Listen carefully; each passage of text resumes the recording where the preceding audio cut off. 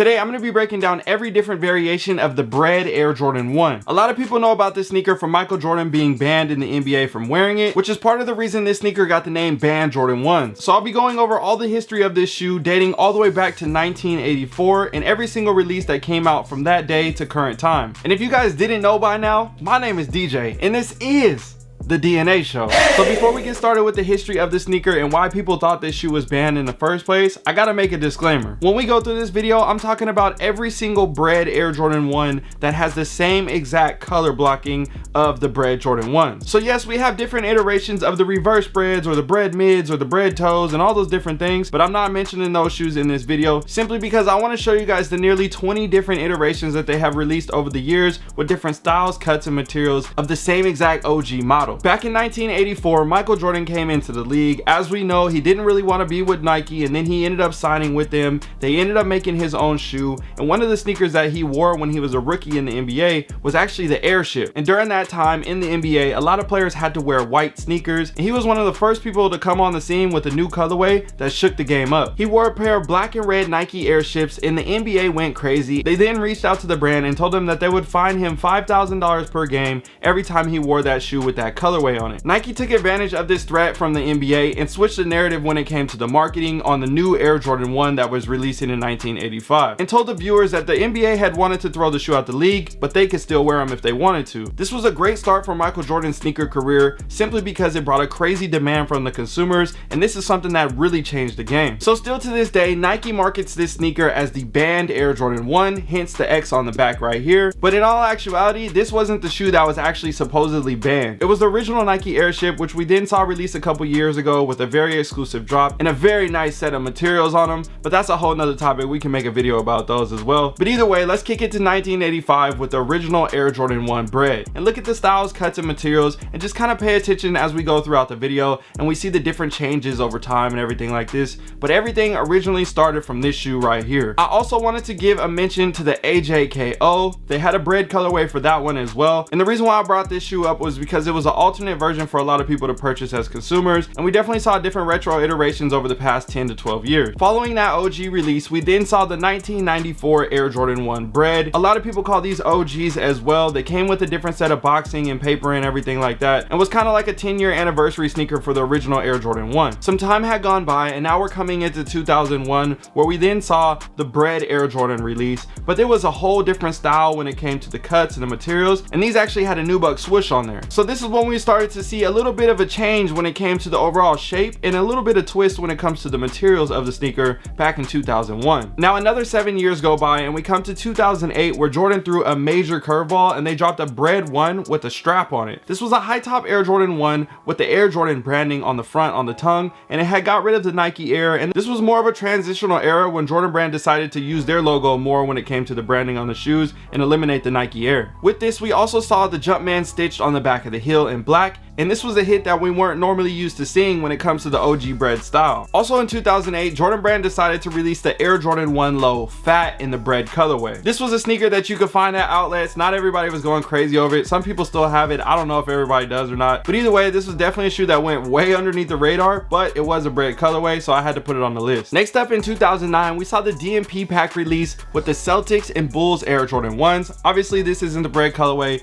but with this 2009 release, we saw that same vibe. You had the Jordan on the tongue and the Jordan on the back of the shoe. This sneaker was in high demand at the time because we hadn't seen a Bred 1 drop without the straps or anything like that since 2001. Even though it wasn't exactly like the OG style, a lot of people still had appreciation for the shoe, and that's what helped to keep its value. A couple years later, we saw in 2011 that Jordan brand was going to be releasing a Banned Air Jordan 1 specifically dedicated to showing homage to the band, and it had a special X on the back. And then next thing you know, all the blogs stopped talking about it. Every single version of this shoe was a B grade that went to the Nike outlets throughout the nation, and this is actually considered to be one of the best quality Air Jordan 1s that has ever released. Jordan brand took the concept of the band and they put the X on the back, and they have small X's in red and white right here on the inside of the sock liner, and they added the dates on the inside of here as well with the Nike Air, and everybody was going crazy for this sneaker. And at the time, I was able to get this shoe for $109. They were selling for around $350 to $400, and now they're going for like $2,000. A year later in 2012, we then saw the Air Jordan 1 KO release, and this was something something crazy because we hadn't seen something like this since the OG,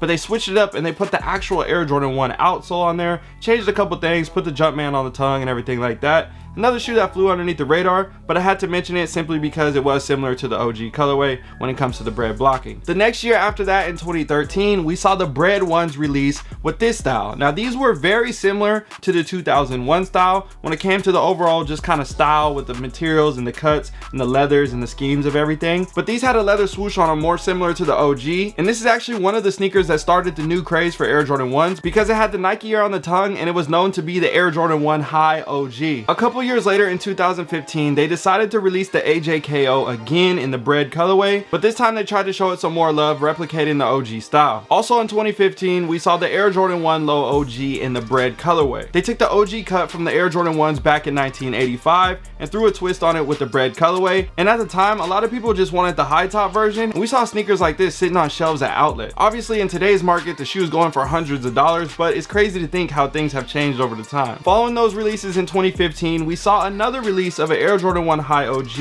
in the Bred colorway. It was kind of interesting because we had just seen a release 3 years before that with the Bred one, and then in 2016 we saw another release, and it was kind of interesting seeing at the time they decided to only go 3 years apart when we were typically used to seeing 7 to 8 or even 10 years apart with the OG style. The 2016 release of the Bred Jordan 1 was heavily promoted as the banned Air Jordan 1. This brought a whole new wave of hype and demand when it came to Air Jordan 1 High OGs, and this was the new introduction of the style and cut of the shoe. So when you see the 2013 version and the 2016 version, as you can see right here with these two flicking back and forth, there is definitely a major difference when it comes to the materials and the cuts of the shoes. I personally like rocking the 2013 version more. Let me know what you think down below in the comment section between the two shoes. Also in 2016, we saw a very limited release of the Satin Air Jordan 1 in the Bred colorway. These were immediately going for a lot of money and always held their value. It is definitely a hard sneaker to rock simply because it's a satin material and it gets a crazy crease over the top of the toe, but at the same time it's definitely a dope shoe and a nice addition to the collection if you do have it. Now going to 2017, this was another switch up when it comes to the materials on the Air Jordan 1 Bred, and this was a knit version. They did have some areas with leather on the sneaker, but the shoe was predominantly in a knit material, and I'm telling you right now, if you've ever tried that shoe on, they are definitely way more comfortable. But because this sneaker wasn't the leather version and it wasn't like the OG, it didn't hold as much value as the other pairs. Next up in 2018, we saw another curveball from Jordan Brand, and this was the Homage to Home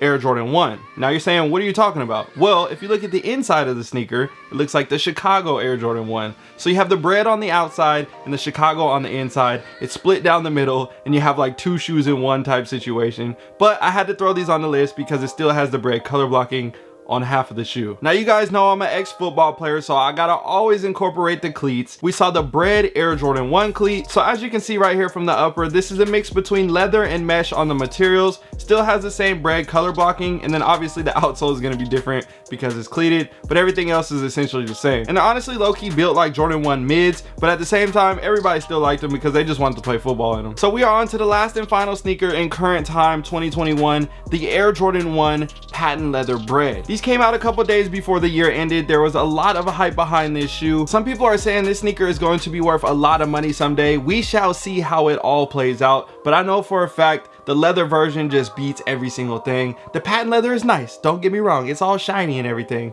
but you can't go wrong with the OG. So I hope this video was helpful and gave you a better perspective on the Bred Jordan 1 and all the different versions that have come out over the years from 1985 all the way to current time. And I'm sure we're gonna see another Bred 1 roll out, maybe every couple 3 or 5 years. We're gonna see another OG style over and over and over again. It's just naturally gonna happen. It's almost like the Air Force 1. You can never go wrong with the Bred 1. It's always gonna sell out. People are gonna love it. It goes with a lot of different outfits. It looks super fly, all those different things. You already know, y'all like the shoe, you get it. So I definitely had a good time making this video. If you haven't already, make sure you hit that subscribe button. We are very close to 1 million subscribers. You could be the next one to get us there. I appreciate you guys. All right, y'all, I'm out. Yo, if you enjoyed this video and want to grow your collection or make extra money on the side, I built a VIP mastermind that will teach you everything that I've learned about growing my sneaker collection over the past 15 years. This will also give you access to the DNA fam in my VIP community where we talk about investing outside of sneakers. And don't worry, If you don't plan on joining the VIP community, it's okay. I also set up a private DNA fam community that gives you access to all the behind the scenes looks from the studio and multiple chances to win free sneakers and gear from weekly and monthly challenges. So all you need to do is click on the link down below in the description or the first link pinned in the comment section. That will get you set up and into the community. I'm excited to see you guys on the inside. If you made it to the end of this video, drop a comment down below and let me know what your favorite Bred one is out of all the ones that I showed you in today's video. I'm rocking with the band one. This one is one of my favorites. I had a crazy story behind it. Had a good time picking up this shoe, so I'm definitely going with these.